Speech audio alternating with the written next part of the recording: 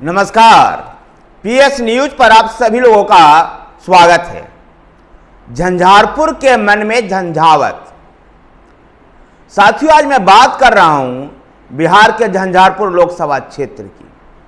मैथिली संस्कृति, दरभंगा नरेश की विरासत, समृद्ध बाजार, उन्नत खेती, नेपाल सीमा से जुड़ाव और बाढ़ जनित पीड़ा वाला विधानसभा के क्षेत्रों के समुच्चय से बना यह झंझारपुर लोकसभा क्षेत्र का जो इतिहास रहा है, राजनीतिक इतिहास रहा है, बड़ा समृद्ध रहा है। लेकिन इस समय झंझारपुर के लोग और झंझारपुर की राजनीति जज्बातों में फंसती हुई नजर आ रही है।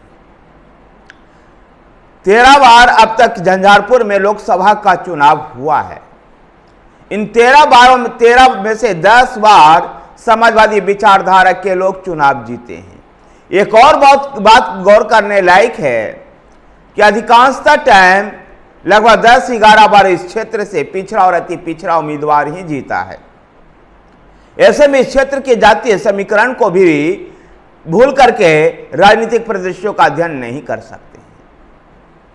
मौजूदा समय में जनता दल यूनाइटेड के रामप्रीत मंडल यहां के सांसद हैं और जेडीयू ने फिर से रामप्रीत मंडल को चुनाव मैदान में उतारा है।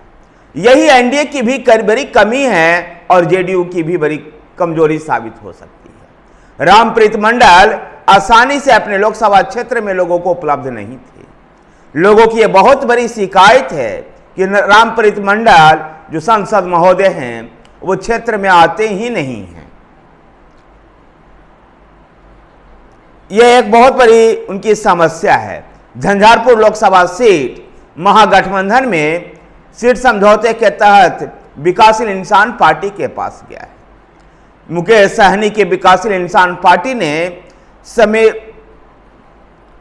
सुमन महासेठ को प्रत्याशी बनाया है।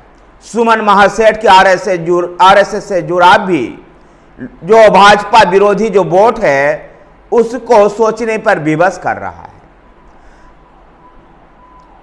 तो जिला पंचायत अध्यक्ष बिंदु यादव के पिता और एमएलसी अंबिका यादव के पति पूर्व विधायक गुलाब यादव को जब आरजेडी से टिकट नहीं मिला तो बीएसपी से वो चुनाव मैदान में उतर गए। लोगों के बीच में जहां रामप्रीत मंडल को लेकर के ये सवाल है कि वो संसदीय क्षेत्र में आते ही नहीं हैं, तो वीआईपी उम्मीदवार सुमन महासेठ का आरएसएस से जुड़ाव भी लोगों को कचोट रहा है। तो वहीं पर बहुजन समाज पार्टी के टिकट पर चुनाव मैदान में उतरे पूर्व विधायक गुलाब यादव को लेकर लोग सवाल करते हैं कि एक ही परिवार के पास सारे पद क्यों।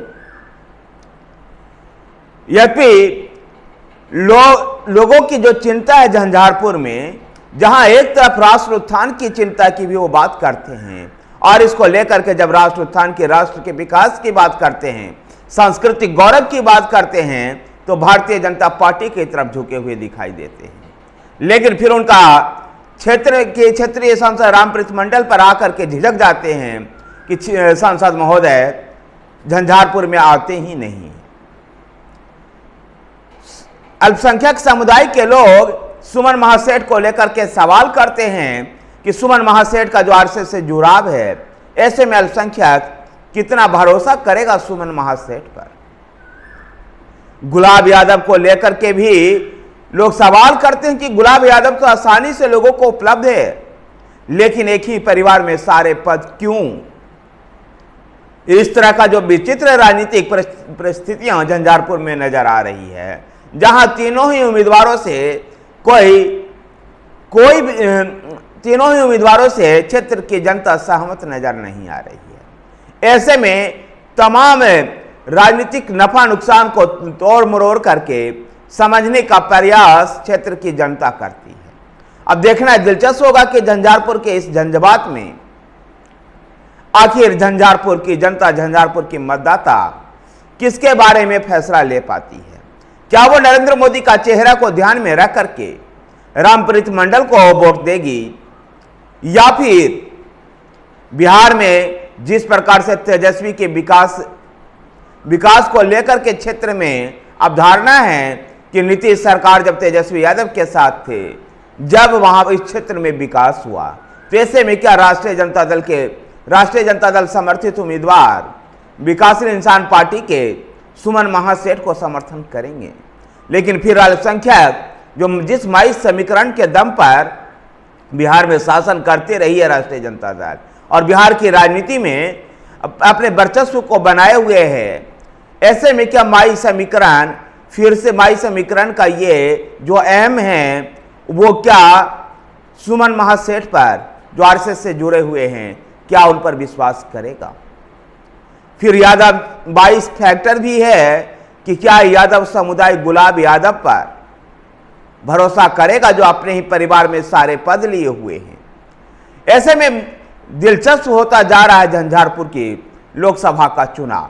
लेकिन झंझारपुर में भारतीय जनता पार्टी के कार्यकर्ताओं के मन में जो सवाल था, जो वैसे समुदाय को लेकर, वैसे समुदाय जो सवाल रामप्रीत मंडल से पूछ रहा था, और जो आम कार्यकर्ता रामप्रीत मंडल के आसानी से ना उपलब्ध हो पाने की वजह से जो सवाल भारतीय जनता पार्टी के कार्यकर्ताओं के मन में था, केंद्रीय गृह मंत्री अमित शाह का झंझारपुर में चुनावी सभा और भारतीय जनता पार्टी के राष्ट्रीय अध्यक्ष जेपी नड्डा के झंझारपुर में चुनावी सभा के बाद लगभग समाप्त सा हो गया है। तो दूसरी तरफ सुमन महासेठ केवट और क्यूट को निषाद के वोट और निषाद का एक हिस्सा बताते हुए इसको अपने पाले में मान करके चल रहे हैं। अगर गौर करें इस झंझारपुर लोकसभा क्षेत्र की जातीय समीकरण का, तो यहां पर 13 में से 11 बार पिछड़ा ही जीते हैं। 35% अति पिछड़ा वर्ग है, तो 16 से 17% ब्राह्मण है। 17 से 18% यादव है, तो 15 से 16% मुस्लिम मतदाता है। रामप्रीत मंडल 2019 के चुनाव में करीब 3,22,000 वोटों से जीते थे। जातीय समीकरण से निकला यह अंतर विपक्ष के लिए चुनौती है, तो एनडीए को इसको बनाए रखना चुनौती है। अब देखना दिलचस्प होगा कि झंझारपुर की जनता इस झंझावात से बाहर निकलते हुए किसको लोकसभा, किसको संसद में भेजती है। क्या वो रामप्रीत मंडल को फिर से एक बार संसद भेजेगी, या फिर सुमन महासेठ पर भरोसा करेगी, या गुलाब यादव के परिवार को सांसदी भी देगी।